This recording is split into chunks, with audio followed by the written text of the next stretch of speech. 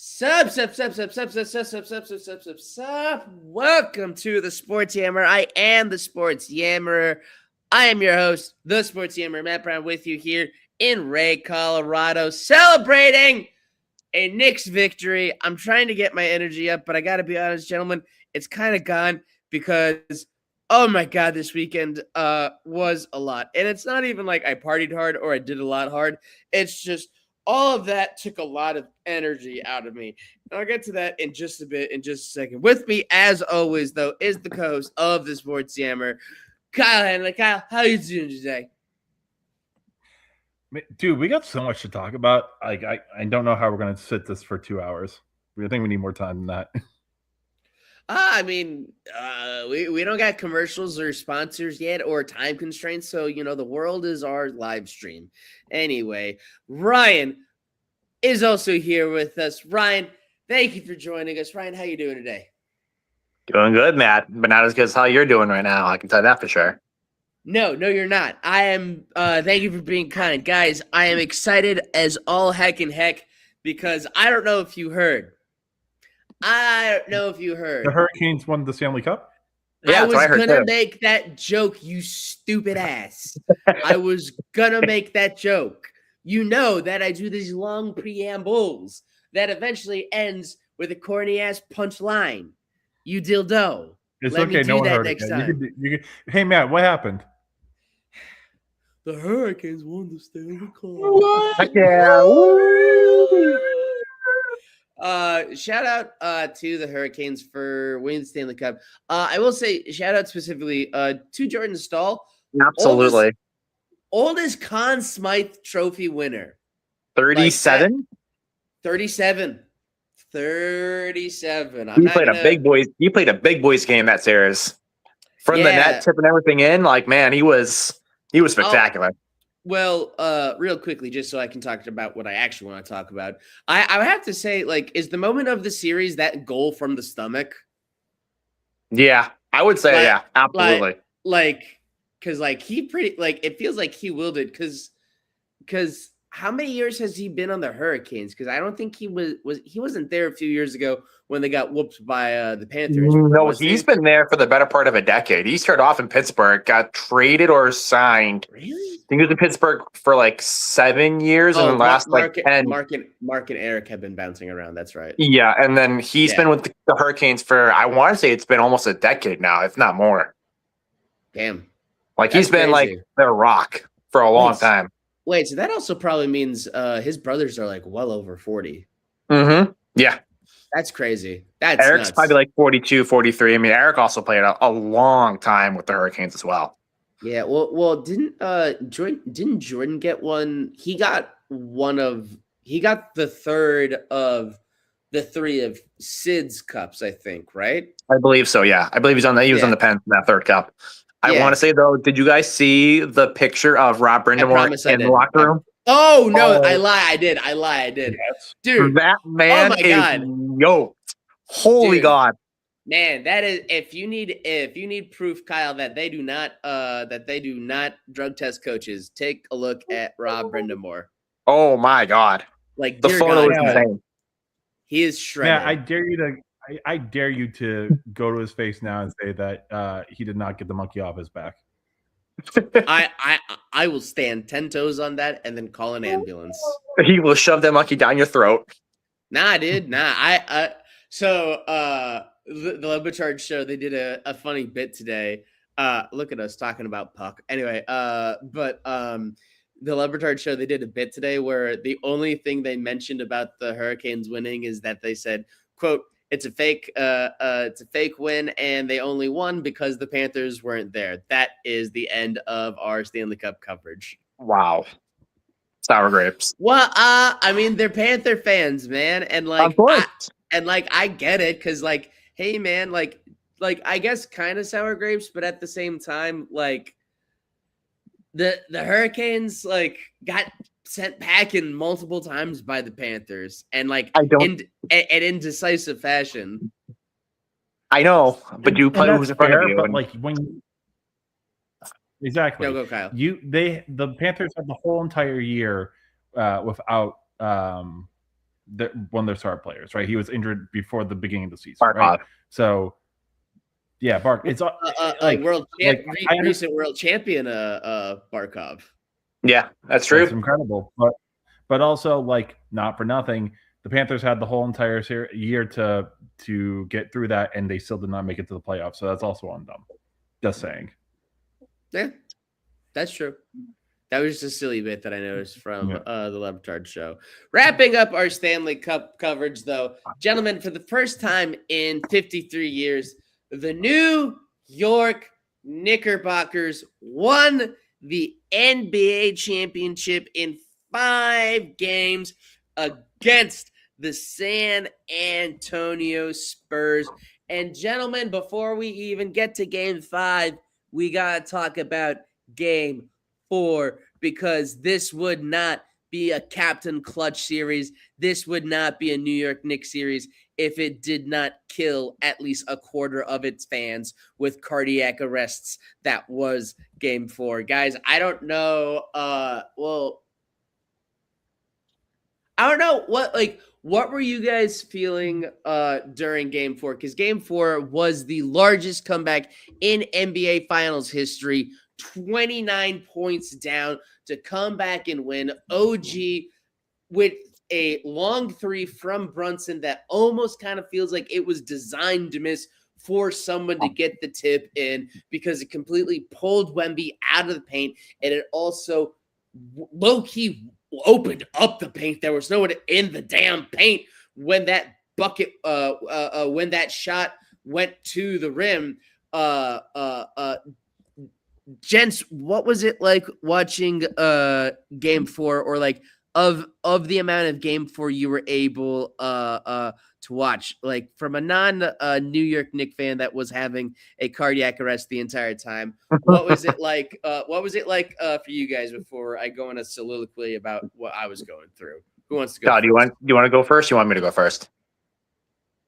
I mean, I'll go quick because I wasn't. I'll be honest. Like, I was not necessarily watching this. I was more keeping it tabs on it while I was door dashing. But I will say, each one of these games, the fact that I was looking at the box score and then like maybe an hour later being like, "What the hell? How the hell are they now just down 3 after they were down 20?"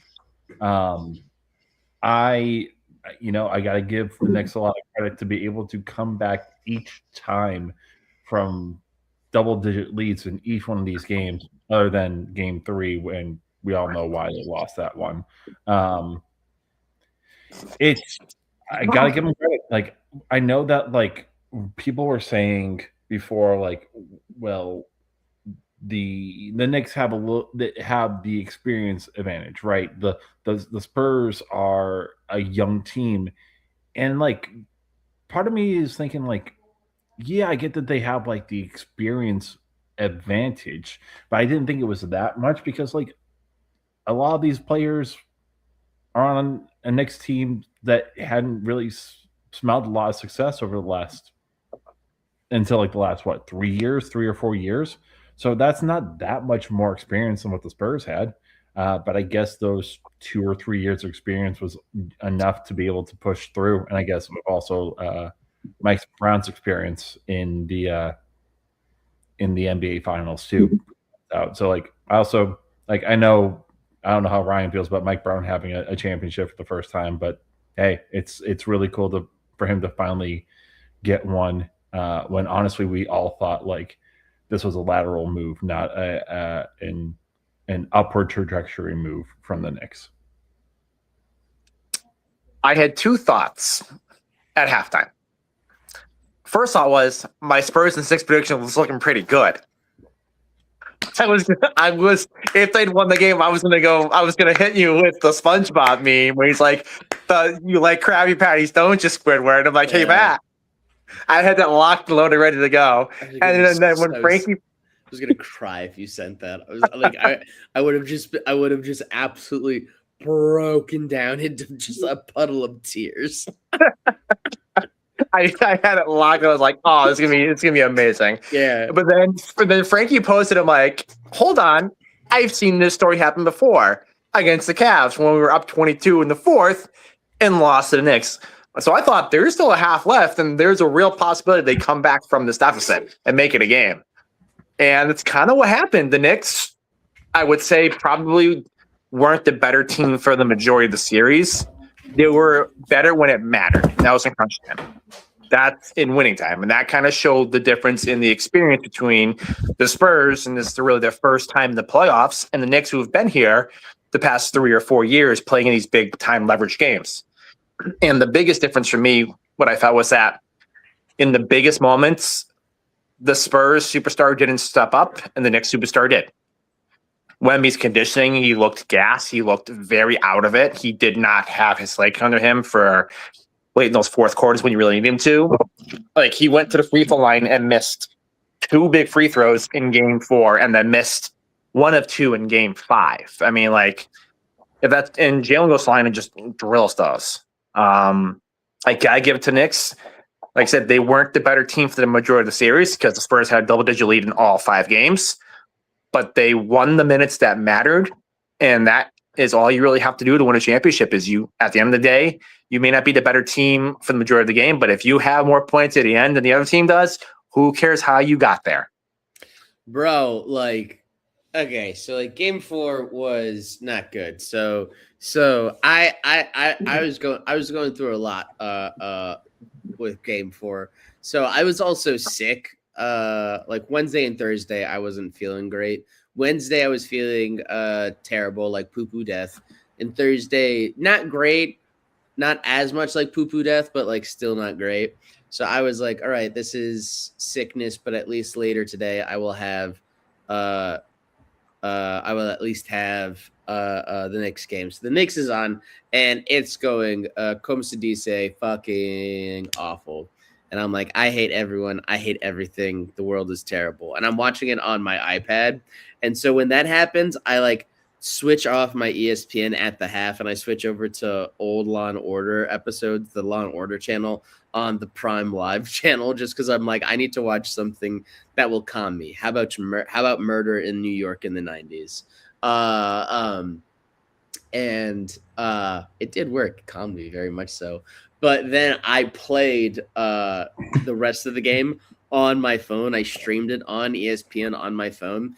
And this is like no cap, I swear to God.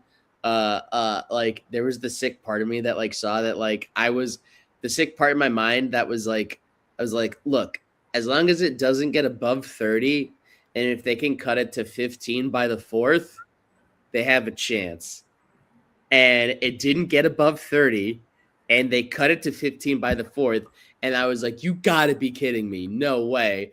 And I was like, bro, it's within 15. If they're able to chop away, let's go, baby birds. We're ready to go. Oh, okay. Ryan is back. All right. But I was like, if they're able to like keep it below 30 and get it to around 15 heading into the 4th, yo, we might be back. We might be good. And the fact that they were able to do that slowly but surely was phenomenal. They held the Spurs. Are you laughing because I'm repeating myself, Kyle? No, it's because I don't know if you guys noticed, but Ryan's second one is still there. So yeah, so like the way that Ryan's putting his screen right now is basically replicating what his other one is right now. Yeah. He looks bemused in both of them. But so, like, Kyle, as I was watching this game, I was freaking out. Like, I was losing my, like, goddamn mind, especially as it got closer and closer and they chipped more and more away. Like, Kyle, they held the Spurs to 30 points in the second half. Like, that's absolutely bananas after the Spurs got 76 in the first half. I know, like, oh, they're young. They beat the defending champs, man. I know the defending champs were without two of their primary ball handlers. They still had the damn MVP, and they were still a deep damn team, man. And they also beat other good teams on the way there as well.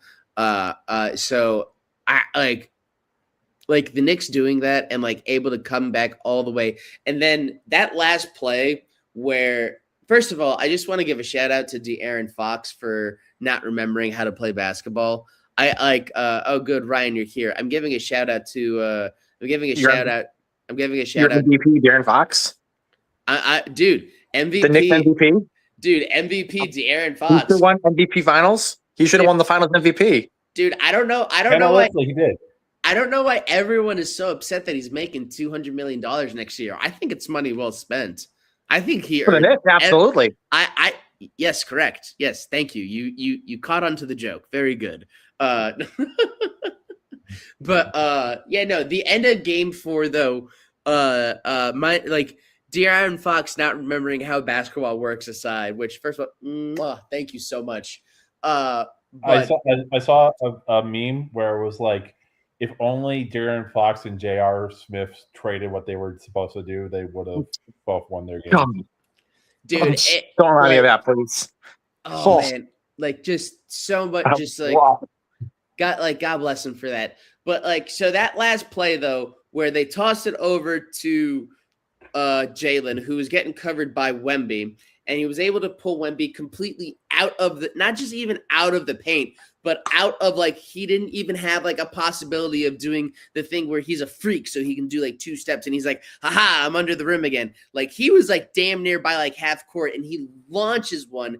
Like, I feel like that was a shot where like, if Brunson was going to make that, he was going to take that. But I feel like that was low-key designed to at least hit some part of the rim so that either a combination of Cat or OG was going to get that rebound, man. Because all of those dudes were all from the paint. And the biggest one at that point was Cat, he was on the left side of the basket coming in. And everyone had their back. Everyone had their eye either on Brunson or their guy. No one had an eye on OG. And that allowed him to absolutely just like toss it over to Brunson and then just like zoom in there and like just absolutely tip it in there. Like that was like, man, like that wasn't like luck. Like that was like an incredibly well-run play. And like that was fucking clutch execution by the Knicks, man. Do you know whose man OG was supposed to be guarded by or boxed out by? You know who was supposed to man him up on the box out coming from the out of that bounce was De'Aaron Fox. De'Aaron Fox decided to help on Jalen, which gave the lane wide open for OG just to run down the middle. If Fox just stays in his position, he's there to box out OG, and that's like that game stays. It's going back to San Antonio 2-2. And God bless him for not doing that. It was and then also like the reaction from the Garden afterwards, like, oh man, like that was so cool. Cause it was so packed afterwards, and like, yeah, I know, like, LOL, it's just a game 3 win. It's like, dude, like coming back from 29 down, it's funny, Ryan in our group chat, he asked me, Matt, do you want it today or do you want it at the Garden? I'm like, dude, I want it today. I don't care about winning it at the damn Garden. It has been 53 years. Go fucking get it. And they did it. And like, I think like because they came back from 29 down, it also like low key like reminded the fans, and like this is probably hyperbolic and not true, and like low key the team, it's like, oh right, it's been a long time. Let's not fuck around. Let's go complete this mission. And like they did that. I was texting my friends during game 5, and like all throughout game 5, you know, the very beginning they were up like 3-2, and then after that they were trailing for majority of the game. But like the second I saw they kept it within 15, I was like, what are we doing? Like all of my friends were like complaining. They were all like, oh God, we're losing again. I was like, what the fuck are we complaining about, guys? Like what 15? I wiped my ass with 15. Are you kidding me? Are you kidding me? We just came down from 29 down, man. And like that was a Fugazi 15. That wasn't a real 15. That was like spit in your general direction 15. That's your mother smelled of elderberries 15. Like my ass, you're 15. Nice. Like get the fuck out of here, you 15, man. Like I'm not joking. Like my buddy Joe G, shout out to Joe G. He was freaking out. He's like, "Oh, see you in game 6." I was like, "See you in game 6, homie." He wasn't even complaining when we were up when we were down 15. He was complaining when we were down 11. And I think like the Spurs made a three. I was like, that was a bullshit desperation three. Get the fuck out of here. See you in game 6. Like, lick my balls, see you in game 6. Like, hell fucking no, man. Like, I wanted that shit. And it was really cool to see, like it's funny. Like, so many people complain about, like, oh, I miss 90s basketball, gritty basketball, tough basketball, blah, blah, blah, blah, blah, blah, blah, blah, basketball. What the fuck was that game 5, man? Brunson scored 45 points of 94 for the Knicks, man. Like, that is literally Michael Jordan type shit. And that's not me being hyperbolic or a Knicks fan. That's fucking stats. I got a fun question for the group. Mm-hmm. Which championship do you think of these two meant more to their city? Mm-hmm. The Knicks or the Cavs in 2016?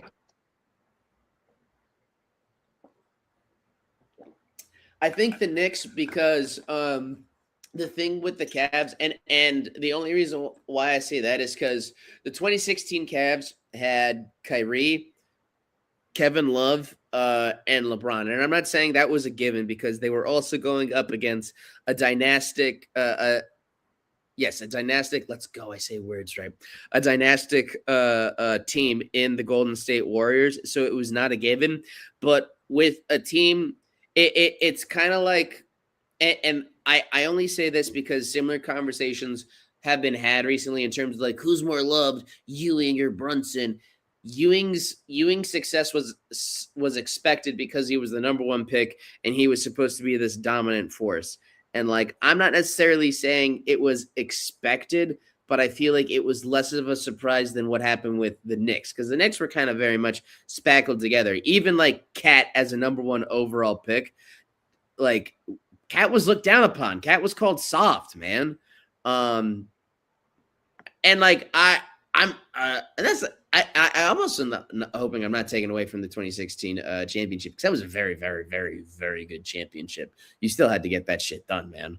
But I like because then also like if you think about this Knicks team again, like yeah, it was spackled together. Like Brunson was a 2-time national champion. He was a college national player of the year, drafted in the 2nd round. Mavs didn't want to pay him. The Knicks did. So he went to the Knicks. Even when the Knicks brought him over, people thought he was like not good enough. Cat, he was a number 1 overall pick, but like, despite being a multiple time All-Star and multiple All NBA player, people still doubted Cat. I doubted Cat. I was like, I didn't care that we got rid of, what's his face? Oh my God, Julius Randle. There we go. We found it. I didn't care that I cared more that we got rid of Dante DiVincenzo, but I didn't care that we got rid of R.I.P. Dante. I didn't care that we got rid of Julius Randle. I was concerned that like Cat was going to be soft and like screw things up. LOL, man, was I wrong? Mikal Bridges, people until the end of this series weren't saying fuck those picks, man. Now they're saying it. I think the only moves that got universal praise the second they happened was when they traded for Josh Hart and when they traded for OG. Dude, when they traded for OG, you would have thought that the Knicks traded for fucking LeBron James. Like, people really thought like OG was like the last piece. But that's the only reason why. Yeah. Matt, I can't believe you gave me the easy one on this one. I'm sorry, dude, but it's the Cavs all the way. Like, I get no, hear me out because you're not putting this in the great perspective of this, right? Yes, the Knicks win is great, right?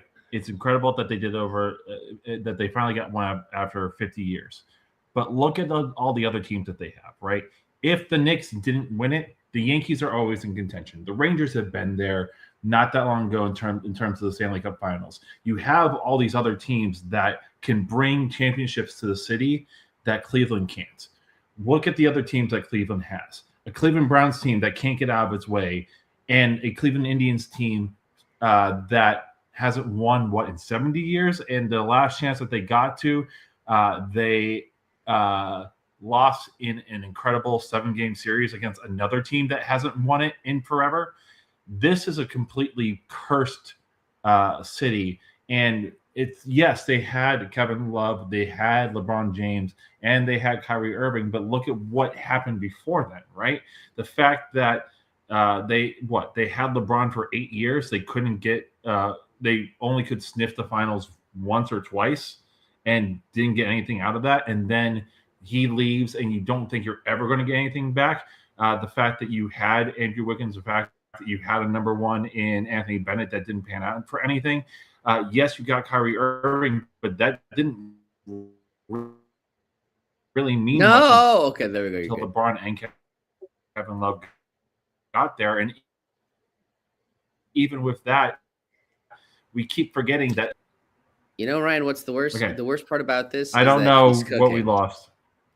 Like that's the worst part about this, Ryan. Like he was cooking. Okay, he was cooking. So, are you back? Even with the 2016, right? Yeah, yes. I'm here. 2016. You were facing the Warriors team that had 9 losses, right? You're sitting here being like, we none of us thought that the Cavs were going to win that series. And honestly, without Draymond Green getting getting technical out, they probably would have won the series, right? So, and also, yes, they had Kyrie, they had Kevin Love, and they had LeBron James, but also look on the other side for what the Knicks had. They had a trio of players who have actually won something of note with Villanova, right? Kyrie Irving never won a championship. LeBron James never, he won a championship with the Heat, but never did anything with the Cavaliers at that point. Kevin Love didn't win a championship with UCLA, right? This was Cleveland's best shot, and honestly, it has been their best shot since then.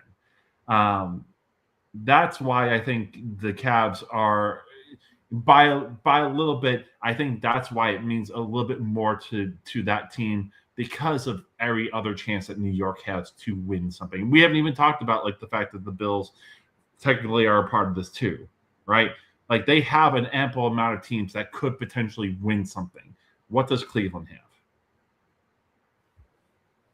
A lake that catches on fire. That's also true. Yeah, I was gonna say I agree with you. I'm trying to take my bias out of it. Like I think Matt was trying to take his bias out of it too. I think it's the Cavs, just because of the Knicks having won a championship before and the Yankees having won 27 World Series, most recently in 2009. Cleveland had never saw a championship before that. You guys are ignoring the fact though that like this is the only thing that genuinely like unites the entirety of like New York City and like New York culture, which like that's why I asked it.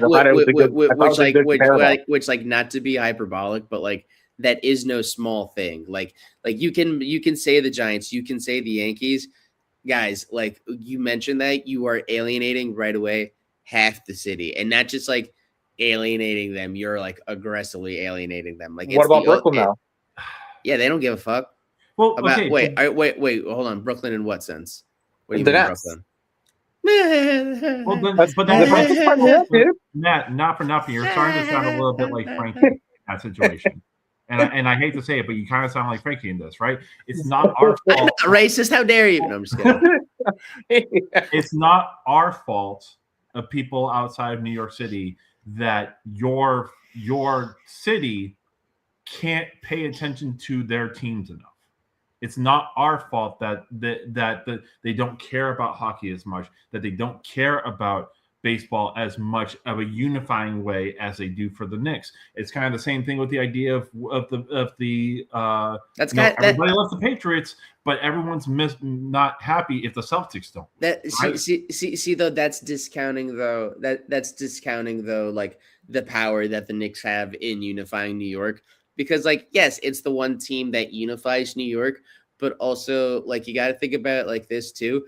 Basketball is also – I know basketball was invented in Springfield, Massachusetts, bleh, but, like basketball is, guys, like, basketball is the sport of the city. It's the sport of New York. Literally, every single apartment complex, like, every single hood, every single block, they have some sort of, like – basketball court. So like it's not just as simple. And it's like, yes, I know every fucking town has a basketball court.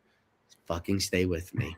But like the way that like basketball is just like basketball, and I don't mean like basketball solely as in like the Knicks. I mean like the fucking sport of basketball as a whole. That's why like when St. John's is good, whether it's kosher or not, that's why when St. John's is good, like it's huge, because like basketball is just a huge part of city culture. And the fact that the professional team won at the highest level in this city, that like so much of its identity is not just tied to this team, but tied to this sport. It's something that I do not think should be overlooked. And it's not something that I think is hyperbolic or like corny as hell. I mean, okay, yes, but like, okay, let me rephrase this then. If New York was a person, we would say, oh, they are kind of a little bit unbalanced because all they care about is the Knicks, right? That's not true. I would say I want to fuck them. Whereas Cleveland, they wear all three of those teams on their sleeves, right? I mean, I would say there are probably more Browns fans than there are Cavs fans, but it's the same thing with upstate New York, right? They're huge in terms of Bills fans, and they care equally as much about the Sabres, right? Because that's what they have. The New York has all these other things to distract them. And that's not to take away from the fact that like it's incredible that you guys finally won one after 50 years. But at the same time, it's not like if the Knicks, like, okay, there's not like there's other teams that could win that wouldn't get fans excited. Yes, but again, it will not unite the entirety of the city. It doesn't, because Brooklyn's still there. They have the Nets. Dude, but like I know you're doing LOLs. It's quite comical how little of a fuck Brooklyn cared. Like some of the kids cared about the Nets when like Kyrie and like Durant were there. Like kind of. And like I cannot stress this enough. Kind of. And they were honestly more into Kyrie. The kids were really into the kids nowadays like shooting threes, but they also like how Kyrie they like Kyrie's handles. At least last time I was in schools, working in schools, and that was years ago. Digressing from that though, but like that, like I keep going back to that. Like that's something that cannot be discounted. Like it unites the entirety of New York. Like the way that people gave a shit about this, I've never seen New York ever react like this, and it was genuinely the most beautiful shit ever. First of all, the parody accounts and like the songs and like the art that came from it, fucking hilarious. Impeccable. It was hilarious. It was incredible. But then also just like seeing like literally like blocks shut down because people were like watching a projection of the game on the side of a fucking building. Like it was great. And then they ran up and down. Some guy got his foot shot at because he was a dumbass. Like, oh man, it was great. There was a guy, he like climbed the top of a street sign and he like scaled it, got to the end of the pole, and then jumped on one of those like double-decker buses that were like doing those tour things. Like, that's not a small thing. Like, that's not a small thing. Like, yes, the Yankees have won. Yes, the Giants have won. Like, it's like, I'm not trying to be a douchebag and hyperbolic. It is literally not the same thing. I have seen the city when the Yankees win. I have seen the city when the Giants win. I have seen the city when the United States women's national team is there after they win the FIFA World Cup. I have seen the city after the Liberty win. No, I'm not doing a bit. Like it is not the same thing. It is not. I can't stress it enough. And like Kyle, you know how cynical and like realistic. You like making fun of me, but you know that I am a realistic Knicks fan. You know that I'm not afraid to like crap on them when they're being hubristic and their heads being up their ass. Don't do a bit, Kyle. You know how I actually feel about the Knicks. No, I'm not, no. I wasn't saying anything. Yeah, But, I know. What I will say is, I think I understand where you're coming from, the idea of uniting. I think the difference here is if this doesn't happen, which world moves on quicker? And I think the New York's world moves on quicker because there's just so much to do in New York. Matt, like, it's a city that never sleeps, Matt. I'm not saying that like they wouldn't be pissed off, but like it's different. Like there's a different. Wait, hold it. There's a difference between New York. Like you see us with Buffalo. Hold it. Can I finish? Yeah, but I'm just gonna be doing this the whole time. Okay. You see how we are as Buffalo fans because we know when our season is over, there isn't anything else. Right? Usually there isn't a Sabres team that is doing incredible that we can watch. The fact that we were able to watch something in June that we cared about, that doesn't happen. The same thing for Cleveland. When Cleveland's season's usually over, they still have to sit and stew in it and be in Cleveland. When you're in New York, you have so many other things that you can do. Like, yes, does it sting? Of course. But what I'm saying is the distractions there in New York are 10 times more than they are in Cleveland.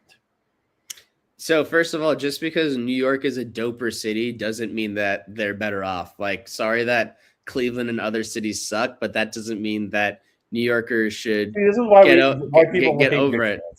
Aren't you from Jersey? What? Aren't you from Jersey? Yes. It's not New York City. Yes, I love New York City. You're not a New Yorker. You're from New Jersey. You can't claim New York. I'm not claiming New York. I mean, I'm saying I'm not claiming New York. I'm saying it's an incredible city. The way you were framing was like, I'm from New York. All our cities are crap. I'm not a carpetbagger. God damn it. No, so damn it. You can just admit I'm right. It's okay. It happens. You're not right. You're wrong. And I'll have another question for the group after Matt makes a point. No, hold on. Mostly a question for Matt, actually.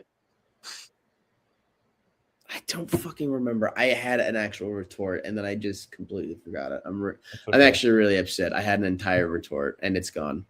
Well, you should have been waving your finger. What were you saying again? Because it will spark it. It's basically that there is more. It's more to heart when it comes to Cleveland or smaller places that don't have a lot of other things. Oh no, that's what it was. No, it's no, and I only know that because I've spoken with like elder Knicks fans, and like, no, like I became a Knicks fan like during the pain and stuff like that. Like I have elder Knicks fan friends that like Kyle, like they like remember when OJ fucking killed his wife and that popped on the TV and stuff like that. Like how they view the 94 series and especially the 99 series. Cause like something that I didn't realize about the 99 series is that Ewing got hurt before that series. So like the Spurs 1-5, but like it was Ewing at prime Ewing and like he got hurt going into that series. Or I should, prime Ewing, end of prime Ewing, I should say. That was 1999.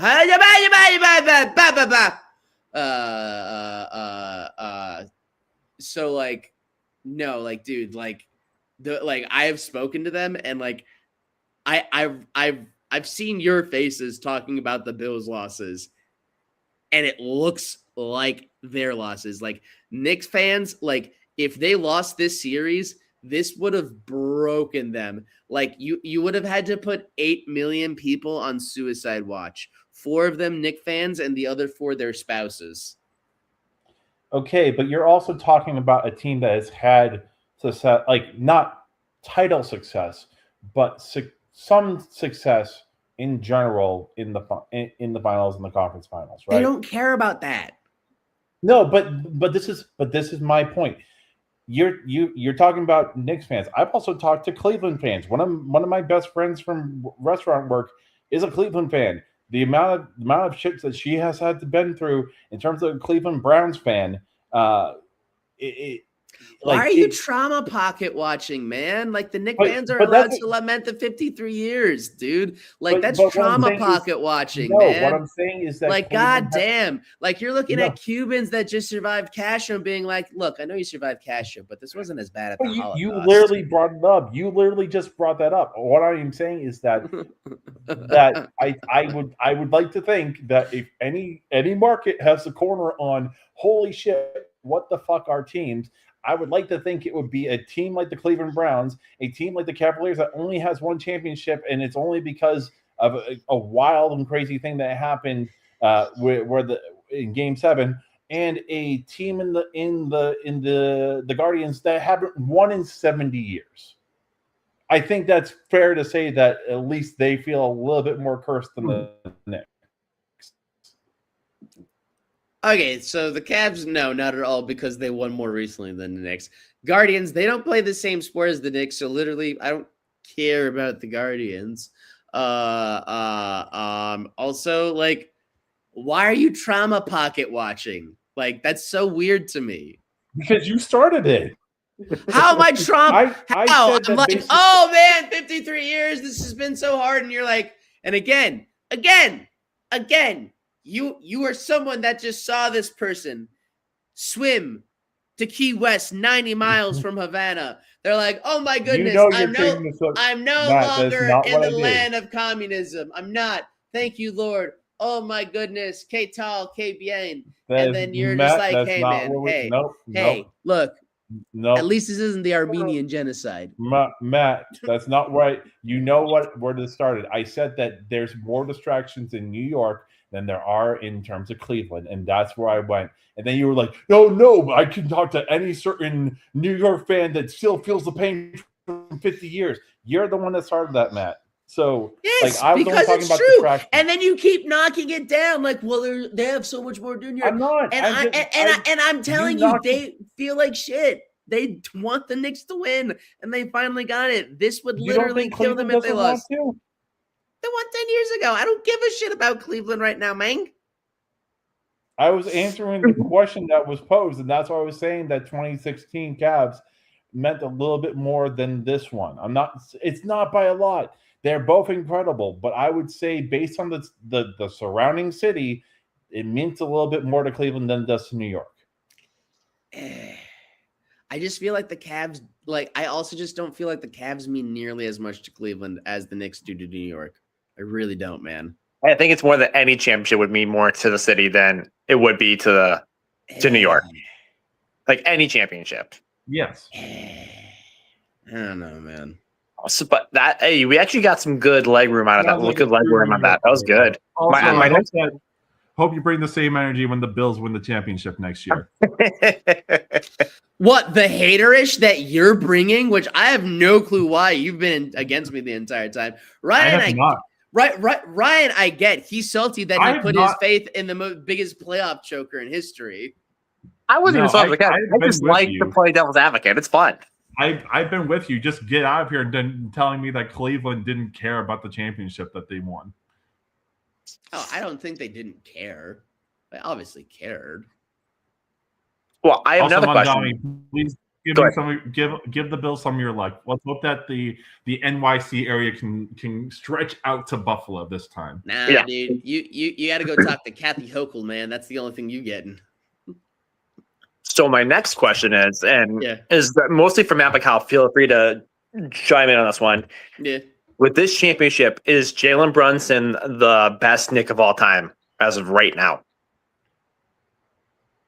No, he is at the very for me personally. So I'm curious to see what more seasoned Knick historians have to say, because a lot of people, even as he got to the finals, a lot of people still put him behind Ewing. A lot of people say Clyde, then Ewing, and then it's usually like Willis Reed and stuff like that, and then it's Brunson. Like Brunson was already firmly in the top 5 after they swept the Cavs. For me personally, I think it's probably Clyde and Willis, just because like you kind of have to. It's kind of like when you ask a fucking it's kind of like when you ask a fucking what's his face, a Celtic fan, oh, who's who's a top 3 Celtic? They always say Bill Russell. You know what I mean? Like you always have to say Willis and Clyde, because then also Willis and Clyde, like that was legit. They did it twice, which that's no small feat in the 70s. And then I would firmly have to put Jalen 3, because Jalen, like early in the series, in the finals, he was really inefficient, and even at the end of the series, for game 4, I don't think he was as inefficient. Game 4, I thought he was actually pretty good, but like he still overcame the inefficiencies and came up big when it mattered most, and like he really like willed the team forward. Like 45 points in game 5, 45 points in a game clincher. Like get out of here, man. Like that's like like you can't. Well, it was this. You can't put an asterisk on that. Like no no disrespect, and I'm not trying to be cocky, but like yeah, man, I'm asking for some respect on the Knicks, man. Like especially for Jalen Brunson. Like Jalen Brunson did it. Like so when I was getting into basketball, quick anecdote to finish the answer. When I was getting into basketball, I lived in Mercer County, which is honestly closer to Philadelphia. And the first player that I was honestly really into when it came to the NBA was Allen Iverson, because Allen Iverson was this short point guard that just completely took over games. And it was the year he won the MVP. And it was the year that he took the Sixers all the way to the finals, where they got gentlemen swept by the Lakers. I don't want to talk about that. Digressing though. And like, that was the first player I was really into. And I was kind of into the Sixers. I was honestly more into Allen Iverson. But then the Sixers started to get bad. Allen Iverson got arrested for beating his wife. That's also how I knew I was going to be a libtard. I was like, oh no. Like literally, I was 9. I read that headline and I was like, I don't know if I should watch this guy anymore. And then coincidentally, you can judge me all you want or like make fun of me, but I swear to God, that's what happened. I like read that headline and I was like, I don't want to wear this jersey anymore. I'm a little like I care too much. I can't just shut up and dribble. What can I say? So coincidentally though, that's as the Nets were getting good. So then I was just like, oh, I'll watch Jason Kidd, and they were once again led by a short point guard named Jason Kidd. And then I learned about his history, and that was really fun. I had a lot of moral conundrums as a kid when it came to my point guards. And then finally I settled on the Knicks. It was a couple years after they got Stephon Marbury. It was when David Lee got named to his first All-Star game. I was really into David Lee. I had alopecia when I was a kid. I mean, obviously, but like I had alopecia starting when I was 12. And when I was 14, I got tickets to go to a Knicks game because they were playing the Bucks, who had Charlie Villanueva, who famously has alopecia. And I was like one of the only kids rooting for the Knicks. And so like, and I was really into the Knicks too because of NBA. It was EA NBA, I think 2005. And I was really into Nate Robinson. So like I got into the Knicks when like they sucked. Like it was like the end of the Larry Brown year. It was the Isaiah Thomas was the head coach year. It was Ronaldo Bachman and Wilson Chandler getting drafted year. Like, oh man. And then when they got Melo, I was like, game time, baby. Game time. Let's go. Cause then also they were getting Chauncey Billups. And I was like, and we got a fucking winning point guard. Cause people forget, man, Chauncey had a good career in Denver, man. The cup of coffee that Chauncey had in Denver before they traded him, he was sneaky better as a point guard than Iverson was, because they didn't need another scorer. They needed a guy that could score, but that was more of a facilitator. And he absolutely made Melo better. I think that was when they made the conference finals. I think so. I do distinctly remember him playing on the Nuggets for a couple of years. Yeah, and he was traded with Melo to the Knicks. And I thought they were fixed then. They were not fixed then. And so just seeing this team travel, I don't remember the original question, but like, where does Brunson stand? Like, I don't know, man. I thought Melo was going to save them. Then Porgy showed up. I low-key always knew Porgy was never going to save them because then also he kept getting broken all the fucking time. Like I remember during the NBA draft, the Knicks drafted this random French guy that I'm pretty sure I forget who it is. I have to go back and look at the roster. Frank Ntilikina or whatever it is. No, it wasn't Frank. It was the year they signed Jalen. The year they signed Jalen, they drafted this random French guy in the draft. It was like the 12th pick, but they traded him immediately to the Thunder. And I remember texting Kyle, being like, Kyle, what the hell are they doing? And Kyle told me and said, oh, they're getting Jalen Brunson. And I remember getting really mad. And like literally just the way that he balanced Julius Randle's stupidness and like absolutely like balanced the Knicks. Literally from year one, I was like, I'm sorry, I was wrong. I'm gonna shut the hell up. This man brought balance to the force. I'ma shut up. And I think true Knick fans thought that like he was gonna be good. Knick fans thought that when they signed Jalen Brunson, they were getting their best point guard since Stephon Marbury, which is good, but it's not fucking this. No.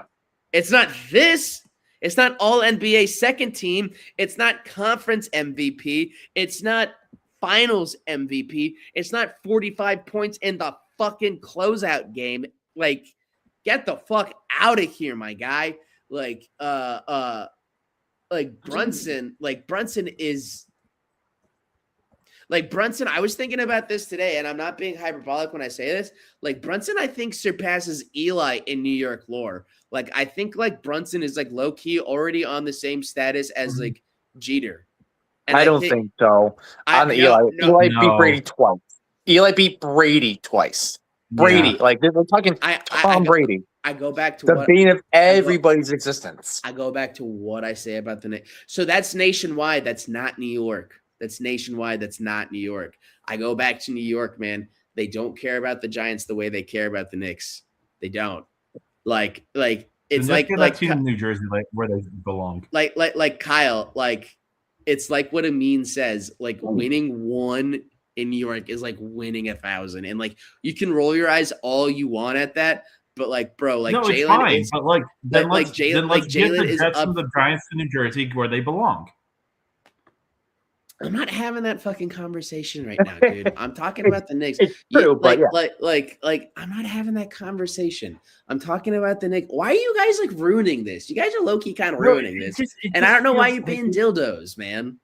It's not no. I'm gonna remember this when the I'm gonna remember this. Hear what you're saying. No, Matt. Hear what you're saying. This is a pen. Okay. Go.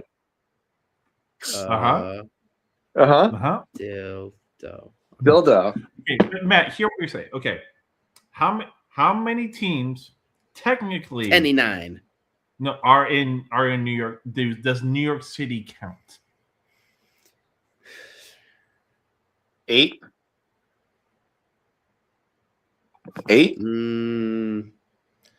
Yeah. Hold on. Jets, Giants, Rangers, Yankees, Islanders. Mets. Nope. City. New York team. City doesn't claim it. Oh, give me really? He said the city. Fair. Okay. The Islanders don't claim Islanders, really? Dude, on God, they do. On God, the Islanders do not claim the city, and the city does not fuck with the Islanders. It's one of the reasons. It's one of the reasons why it failed so poorly in Brooklyn. Like they don't fucking care. Like they do not fucking like, dude. Like in the 30 for 30 when like have you seen that 30 for 30 on the Islanders with that skeevy owner that like lied about how much money he had? It's yes. Yeah, I've never seen part of it. Yeah, in the beginning when they're going over the Islanders winning the cup, they asked them like, "Oh, are you gonna go party in the city?" And the dude like it like you would have thought like the dude. You would have thought that the reporter cupped a fart to this man's nose. Like the hockey player was like, absolutely not. We're a Long Island team. We're going to Long Island. They didn't go to the city. They didn't go to City Hall, and That's they fair. wouldn't. And that's the only thing about the Islanders I fucking respect. They know their place on that trash fucking island. So 7. Liberty? Did a Liberty count? Yeah. New York claims them. I know some people want to be like LOL WNBA, but like they like consistently sell out. They consistently sell out the Barclays. Really? Wow. Yeah, That's awesome. Actually. Yeah, no, they at the very worst have to be averaging 10,000 people. Like That's good for WNBA. At the very worst. No, the Liberty, they're really good at working with the community. It also helps that they're really good right now, and they have a big three in Jonquil Jones, Brianna Stewart, and Sabrina Ionescu. So like it helps that like they're good. It helps that they have stars. They're actually in the Commissioner's Cup. They just advanced to the Commissioner Cup yesterday. Wow. I need to start watching the WNBA. The WNBA is supposedly having a good year this year again. Digressing from that though, so like New York, it's obviously not as vociferous as the Knicks or the Yankees or the Giants, but New York fucks with the Liberty. Like that's not bullshit. Especially since Joe Tsai bought them. Since Joe Tsai bought them, and like they got Sabrina Ionescu, and they've like been completely fucking revitalized and stuff like that. Like they're really good with the community, and they're actually like good to watch. They are pricing out their fans though, which that they got to keep an eye on. That's a shame. They got to keep an eye on that because the WNBA fans, they're kind of like a smaller version of like European soccer fans in the sense of like if they revolt, that league will have to fold.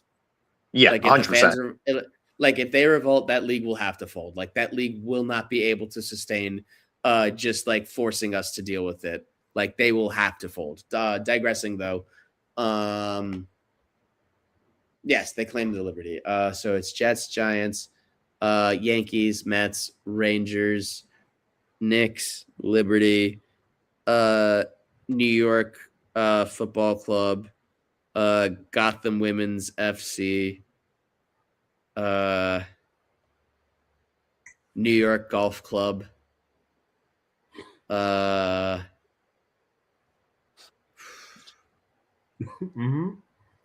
trying to say, look, it's not that much. Oh, I'm surprised by the football club. Wait, you're telling me that let's throw a hypothetical. Oh yeah, no. Oh no, New York New York fucks with there's Gotham. I can't remember if there's New York Football Club and Gotham FC, or if that's what the club is called. Where they used to be the Red Bulls, stuff like that. So am I remember that correctly? Red Bulls is Jersey. That's not New York. That's Jersey. Gotcha. Okay. It's in the same area. I'm almost done, Kyle. I promise. It's in the same area as the Devils. Oh, okay. Yeah. Interesting. I'm going to throw out a scenario.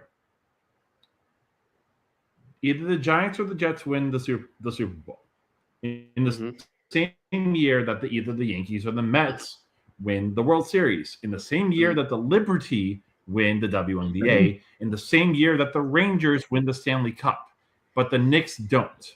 Are you telling me that they will not care that the other 4 teams won because it wasn't the Knicks? You're asking me, are they not going to care that those teams won a championship? Because apparently all they care about is the Knicks winning. I'm not saying all they care about is the Knicks. I'm saying what they care about the most is the Knicks. So what would be the Knicks winning is equivalent to how many teams winning that are non-Knicks in New York? Well, that's why I say like Jeter is the only one above Brunson, because like Jeter did it 4 times and he did it. No, wait, hold on. I forgot how to count. Shut up. Yeah, five times. He did it 5 times. Sorry, math betrayed me for a second there. Yikes. Can you tell that I've been going at it since Saturday? Right. That's why I put him only behind Jeter, because also Jeter like restarted the greatness of the Yankees, because like at Yeah. that point the Yankees were like dog shit for like almost 30 years at that point. And like Brunson, it's the sport that it's the one sport and one team that unites the city after 53 years, and like not that far removed from its literal darkest period. Like even when the Knicks were making the playoffs, starting not even with Brunson, starting like 6 years ago before that, because this didn't even start with Brunson. This technically started with Melo. no, this run started Really? with no, this run started when they signed Julius Randle. This run, And Hartenstein. Oh, yeah, I was thinking when Melo had the Knicks when they won like 58 games, they're like the 2 seed in the East, like a decade ago No. or something like that. I stand by this. If they got by the Pacers, they would have beaten the Heat that year. Digressing from that, though. What I was saying though is that Hartenstein, no, that's later on. That's when Brunson's already there. I like where your head's though at, Kyle. No, this started when they signed Julius Randle and like Kemba Whopper. Kemba Whopper. Wow. Kendall Whopper. I'm not happy, all right, about all the words that exited my face, okay? We're trying. We're suffering. Like Kemba Walker, the remains of Kemba Walker, Evan Fournier. When I forget who Evan Fournier was on the year before, but he had a really good playoff series, and people were like, "You're totally worth $84 million." And then It was the Magic. Yes, I think. it was the Magic. It was. And then he was not worth $84 million. So no, this started with like Julius Randle. Julius Randle, they had like a freak spurt into the playoffs. Then the bubble happened, and they didn't make it to the bubble because they were poopy bo boopy. And then that's when they drafted Obi Toppin. And then after they drafted Obi Toppin, that's when they kind of turned it around and they made the playoffs again, but it was still kind of farty. And then they signed this tiny little man from Villanova that was playing on the Mavs named Jalen Brunson. And yeah, no, like this honestly started with the year after they drafted RJ Barrett, not his rookie season, the year after his rookie season, because that was when they signed Julius Randle, because it was the offseason. Oh, wait, no, I'm misremembering this. It was the offseason. Wait, no, so it was the 21 offseason. It was the 21 offseason. It was when Kyrie and KD went to Brooklyn. Yep. It was a 21 offseason. That's what I meant. But like it was like they went 17-53. They signed Julius Randle. That was the start of it. Then the next year they signed Kemba and Fournier. That didn't work. Then that's when they got Brunson, and Brunson brought them to the playoffs that first year. They win that one game where they thought they won the fucking title against the Hawks.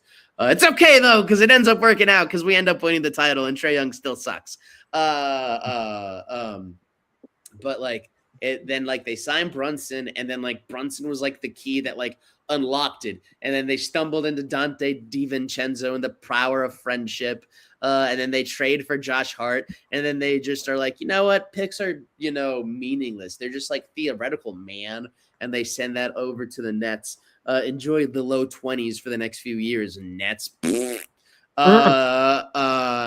And like, oh man, and then like that gets us Mikal Bridges, and then also what was cool though was like it wasn't just like vibes, it was like these guys objectively were taking steps. So I'm not gonna front, Ryan. I mean no disrespect, but I thought as long as the Knicks didn't face the Pistons, the Knicks were going to walk to the finals.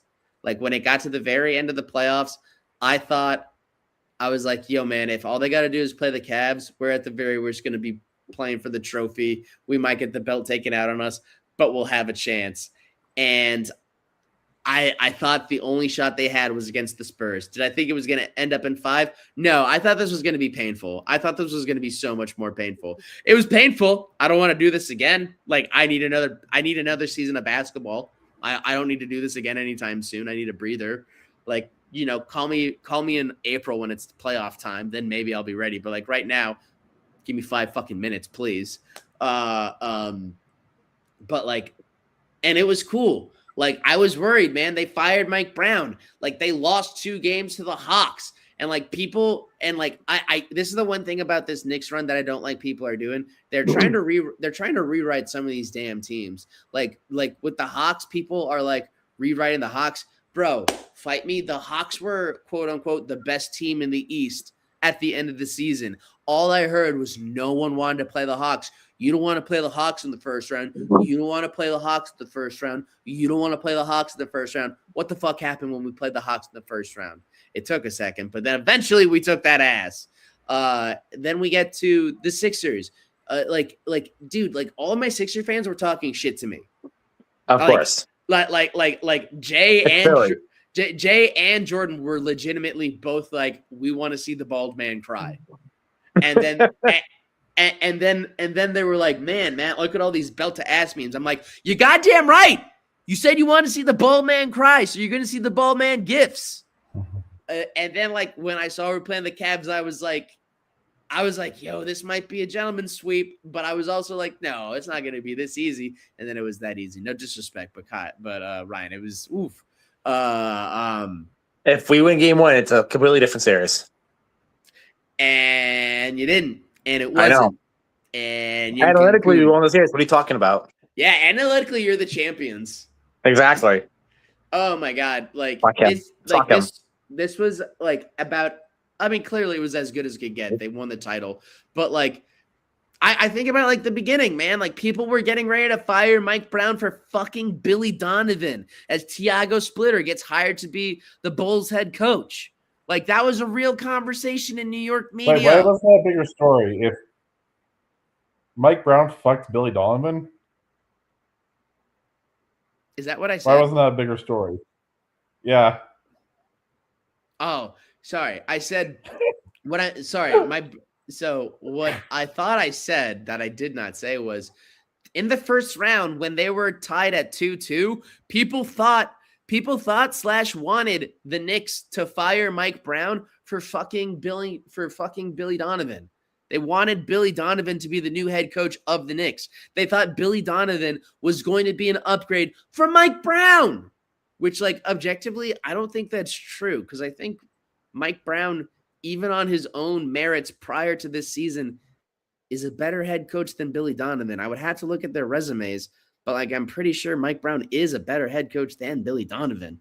All Billy Donovan has is college national championships, which in the NBA means dick. But man, like Mike Brown being an upgrade over Tom Thibodeau. Who the hell saw this coming? Not I said the fly. And you know who's surprisingly not upset about this? Tom Thibodeau. He's called the players. He's congratulated them. Like he's happy for them, man. Like that's the other thing. He's a good dude. What? He's a good dude. Thibodeau's a good dude. Oh yeah. He will until they eventually hired someone. He was on the short list to get hired by the Magic, which I still think they probably should have done. Honestly, if I don't think they've hired anyone. What's a team he would fix in an instant? You would eventually have to get rid of him for a team. Memphis. Yes, but I was thinking Portland. Yeah, I see where I'll see Memphis too. I think he would take Portland to like a top 4 in the West. Because like he is that kind of coach, man. Like that's how he fixed the Knicks. And like when he got to the Knicks did not have talent, man. And like the Trailblazers, if he took over at this point where he's taking over the Trailblazers now, they're more talented than the Knicks were when he took over the Knicks. He'd be good for Washington as well. Oh my God, Peterson would hate him. He would kill Peterson. He'd be great for the team. Yeah, he would be great for the team. He would kill. Ryan, he would kill Anthony Davis. We haven't asked this to you yet, Ryan. But how do you feel about Mike Brown finally winning one?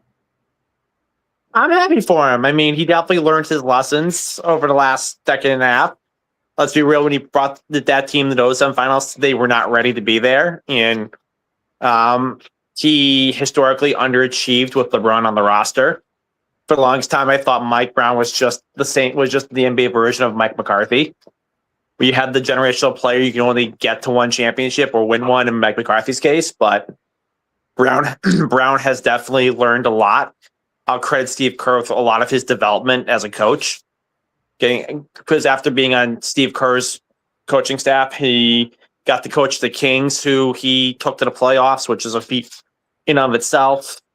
And then he took the Knicks and won the finals. I mean, Steve Kerr definitely, I will say, has a big influence on how Mike Brown sees the game now, and has improved his ability to manage his in-game situations. And Mike Brown did a great job putting his staff together. I mean, I think he was 100% on his coaching challenges too, which is an underrated part of the game. Which is getting that staff right, who reviews game tape in the middle of the game to see if they need to be challenged or not. But I'm happy for Mike Brown. I kind of wish his tenure in Cleveland had ended differently. But at the same time, he has put the work in. He has been successful wherever he's gone. And I think it is fitting that he finally gets to achieve a championship as the head coach, not just as an assistant. God, how sick do the Kings fans have to feel right now that Mike Malone and Mike Brown have won championships? Well, even like De'Aaron Fox, I know like he's a punchline, but like he was the point guard of like the Spurs. The beam. And also like the Spurs did need him to get past the Thunder. Yeah, he had some big shots. You know, so like that's like Kings fans like they need a hug, like in the worst way. Yeah, like seriously, man. Because then also like they traded away Sabonis, like oh man, they're Sabonis. That team's in dire straits. It was only a couple years ago they were the most exciting team in basketball. Yeah. Well, I mean, Mike Brown, he got fired after he criticized De'Aaron Fox because De'Aaron was playing sloppy D. LOL. But it was when they were playing it was when he failed to close out on Jaden Ivey when he was still on the Pistons, and he sank a three that he ended up fouling him on that ended up being a 4-point play that ended up giving the Pistons that win. Cut to Mike Brown criticizing De'Aaron Fox, and then literally the next day he got fired. And now they suck. I mean, I like Kyle, I forget if you said this or if I just heard it on Lebertard today. Like Mike Brown is kind of the example of like, hey, we always talk about how players grow. Like, who's to say coaches can't grow? Exactly. And like he's been on I some. think I did say that. I think, yeah. Like what I was gonna say though is that like I do. Yeah, he's been on really good staffs. Like he was the top assistant on the Warriors when the Warriors were cooking, including when they climbed back up top the mountain. When they had to climb back up, when it was a much more crowded NBA, it was a much more difficult landscape. He was the main assistant. Right after that is when the Kings hired him. Who's to say that's not when he figured it the fuck out? Who's to say he's a less shitty version of Lane Kiffin? Yeah, no, I think I remember saying that when he got hired, because we were still like not sure how to feel about it, and I was like, and I do remember talking about, well, like he has improved, and like look at what chances he has had, and like he was young at the time when he was with the Cavs, right? Like it's really not young. like he was really young, like really young, and also like the fact that yes, those teams have LeBron, but like who the fuck else did they have? Like I know there's a lot of really Landry Jones, Larry Hughes. Wait, Landry Jones is a quarterback. Mo Williams, Ilgauskas, Drew Gooden. See, I remember all these names because Ryan Willis team, but it's like it's not like they were. Who is the tall Brazilian? Anderson Varejao. That's who it was. Yeah. Boobie Gibson. Boobie Gibson. Yep. Boobies. God, I remember when the Knicks thought they found a gem in Langston Galloway. Oh my God, that name is a throwback. I look at some of those rosters and I just get sick. Like I'm just like, how was this legal? Like how? Like this is this is almost like if the Mets figured it out in terms of like how bad their rosters are versus how good their rosters can get. Well, now so the NBA is done. Some people like they're already doing the odds for next year. The Spurs are already favored for next year. Genuinely, I don't know why. Wemby, I think he's got to put on at the very least 30 pounds, and he's got to spend the summer with Hakeem Olajuwon learning how to developing a post game. Because like he's got to learn how to develop a post game, and he's got to develop conditioning, and he's got to put on 30 pounds of muscle. I don't know how the Pacers are going to react with Halliburton coming back, especially considering I don't know if overall the team is better since Halliburton has been there. I don't know if the Knicks are going to repeat / I don't know if they're ever going to get back on there. And I don't want to think like that as a fan because I don't want to be greedy. Because also it's been 8 different champions in the last 8 years. I think we are in the most diverse and difficult landscape of the NBA. If the Knicks are able to keep the team together, I think they have like a chance. Or if they're able to retool it in a way where it works, if they have a chance, cool, let's go for it. Because then at the same time, apparently Brunson is hungry, which Jesus Christ, I'm just not a sociopath like that. I can't imagine how guys like that think. But like, I'm not gonna get greedy with this, man. Like, I'm happy I got one because like I'm not joking. I have only seen the Yankees win. And like, yeah, Syracuse, but like I wasn't like a diehard Syracuse fan when Syracuse won. Like I was a kid and like I was like rooting with my grandpa. I've since become a Syracuse fan, but like that was like the beginning of my fandom. So like I only ever saw the Yankees won, and like knock on wood, I know I'm eventually going to get another one. It's the Yankees. Like even when they're run poorly, they're still run too good. Or they're successful in spite of themselves, I should say.